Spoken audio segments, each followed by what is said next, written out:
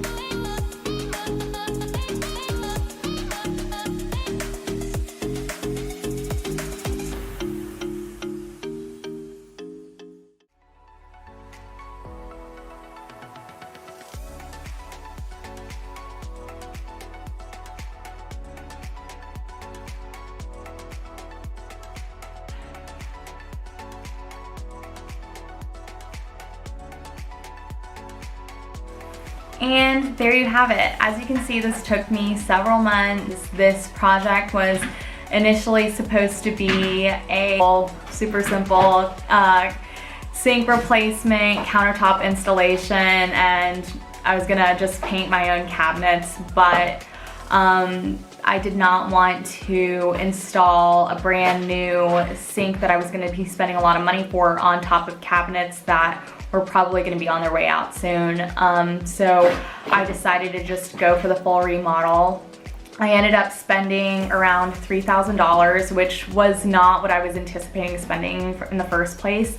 But I think that for a kitchen that I decided on every single part of, $3,000 was totally reasonable, and I thought that it was a great price, especially for finding labor here in Hawaii. I spent $1,000 on the countertop, $500, $550 on the sink, $300 for new countertops, and miscellaneous items. So I can also link everything, at least Amazon stuff, down in the description. But yeah, I'm so happy with how the kitchen turned out. Feel free to leave a comment on what your favorite part of the kitchen was, like this video, or subscribe to my channel. Hopefully my next video I won't take as long to do. Fingers crossed, but that is just the reality of being a homeowner, and I just want to move at my own pace with everything. And maybe I'll even include like a little video of what I've been up to life-wise. So see you guys later. Aloha!